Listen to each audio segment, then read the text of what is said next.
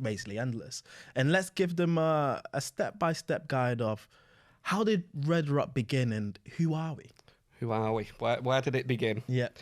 Um, so me and Paul James, the current managing director, we worked together for best part of 15 years at a previous company called Staveley Communications.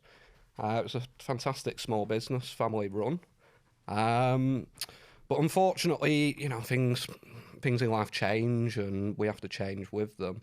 So it was probably about 6 years ago, the ownership model changed at Staveley. And just a bit of a change of culture and probably what we were familiar with changed quite significantly. So me and Paul kind of got together, as I think most businesses, or certainly a lot, start over a pint in the pub. As they do. Yeah. And we just we seen the opportunity and just felt it was the right time in our lives. We'd have been sort of mid-30s at the time, that we weren't going to get that opportunity again. Yeah. So between the two of us, we kind of made the decision, it was time to make a break, make a clean start. And it's kind of snowballed from there, really. Paul set the business up in 2018, November. I somewhat selfishly, as Paul likes to remind me, had a cheeky ski trip in January. So I didn't actually join Paul technically till it would have been March, April of 2019. Okay. And certainly for the first 2 years were, to say we winged it and hecked it. But we survived and, we flourished. It was, in many respects, probably the easiest couple of years of our lives because we were just independent. We just had ourselves to worry about. And yeah, looking back, it's kind of amazing where we've come to, really. Absolutely. So those first 2 years were essentially, they were long, hard days. Yeah. So Paul's background was sort of cabling manager. Yeah. So he was out on the tools naturally for 15 years. Something I'd done when I sort of got into the industry when I was sort of early 20s. So that was a bit of a shock to my system. And Paul James coming picking me up at certainly 5, 6 a.m. And I mean, he'd don't get me wrong, man. He'd have been on the go at 4 a.m. Oh, geez, fair enough. So we drive up and down the country from bloody Glasgow down to Bristol. Wow. Essentially looking after our clients' infrastructure needs. So that would be sort of Cat 5, Cat 6, fibre optic cables. So yeah, we were kind of, I think, often use the word lucky, I think fortunate. Yeah. In that the relationships we'd formed over those probably 15 years were very strong. And what we found from those relationships is there was still a demand for our sort of support services and the value add that we brought. So after sort of 2 years of up and down the country, working out of a garage, we were fortunate enough that we're in a position to kind of look at setting up a permanent residency. Nice. So that's when we took the office in Hollingwood, which is just in Oldham. I think we were only there for 6 months before we were burgled. Oh wow! So that was a bit of a shock. And then 3 months later, we were burgled a second time in the same building. So it's kind of like telling the sign. Guys, we need to move on here. So we did. We moved to Chambers, and that's kind of probably where it really started to snowball to where it is today. Certainly when we were at Hollingwood, we took our first employee on, and that was it was quite a momentous occasion. I remember it well. Me and Paul did it was a group interview that our business coach at the time had kind of insisted we did, and it was all very alien to us. It was kind of I've had very few interviews myself, so to be kind of trying to give interviews was a bit of a shock to the system. So we were expecting 7 people for our first role to turn up, and we were sort of meeting and greeting at the door, and I think we had 3 people: Karen, Vicky, and Lizzie. Nice. And in the end, we actually took Vicky and Lizzie on. That wasn't the plan originally, but Lizzie was part-time. Unfortunately, she decided to move on and pursue her career in teaching, which, you know, was probably the right decision. It was Yeah. the right decision for Lizzie. But I'm quite proud in the fact that Vicky is still with us today, and Yeah. she kind of forms quite a core member of the team. Absolutely. Certainly the person I sort of fall to for many things. As we all do. Yeah, indeed. So we then moved on to Chambers, which was only ever meant to be a temporary sort of stopping gap. And it's at that point we took Elle on, as you know. So again, Elle's role, as is often the case, we set out with sort of certain intentions, certain requirements, and it turned out Elle's role we took her on for adapted and changed. So she was originally meant to be working with Chris. We'll touch on Chris in a second, and kind of do more operational things, but it felt more right that she work in sort of the bookkeeping and accounting element, accounting side of things. Which is kind of where she's thrived for the past 2 years. Yeah. So touching on Chris, kind of makes me laugh a little.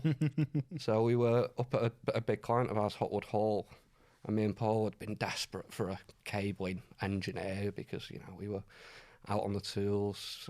It was a hot summer day. Oh wow! And I was pulling some bloody cuts here, there, and everywhere.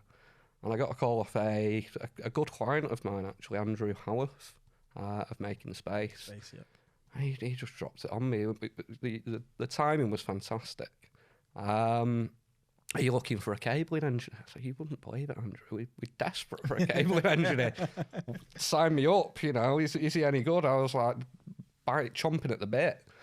So Chris came to meet us. A very different interview to some of the others, very informal, again, probably because of that introduction. Yeah.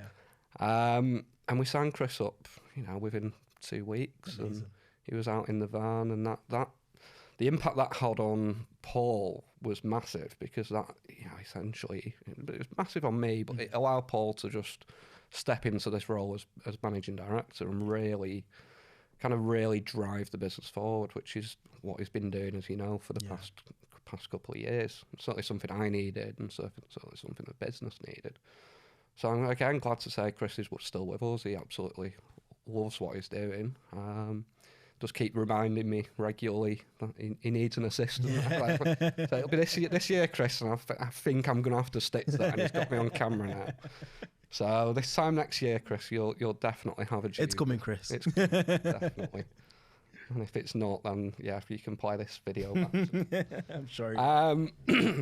So Chris was, you know, had a massive impact. And again, it's just how things, we carried on taking on clients, and we needed support services, and my role had kind of adapted and changed. You know, back in the day, it was me and Paul, we'd be getting in from jobs, and at 8, 9 at night, we're desperate. Like, we've got to get this invoice out. It's got to get out.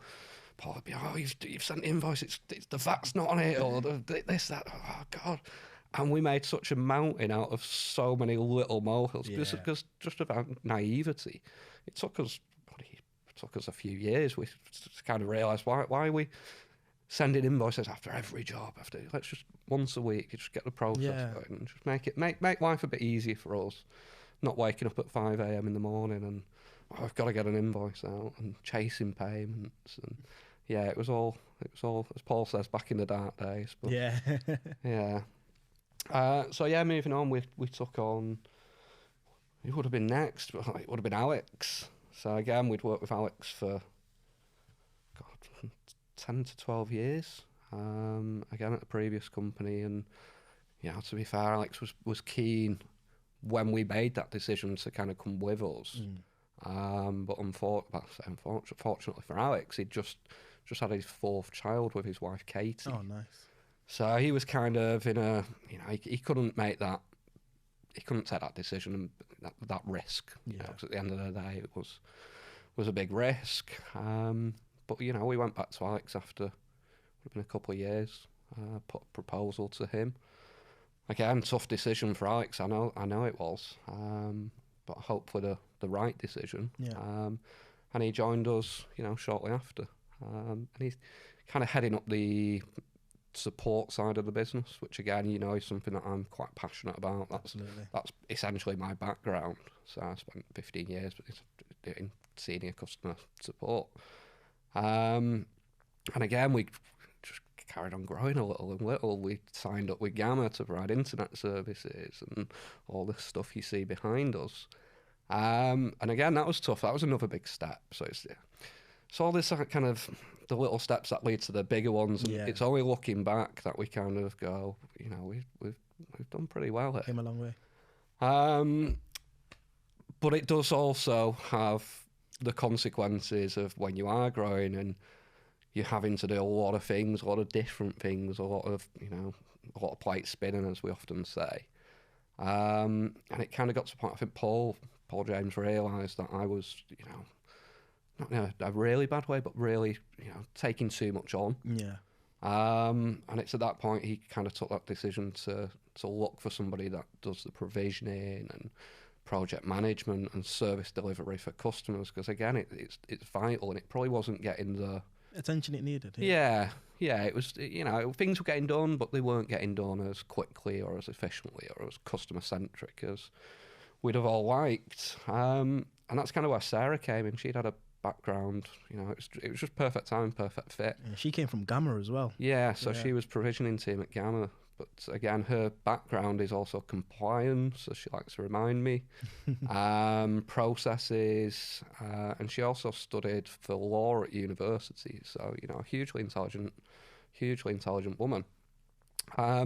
So we took Sarah on, and she kind of took that element off, and she kind of just ran with that from day one. Which again, a massive thanks to Sarah for that, because that's been, you know, an actual huge burden that's been removed.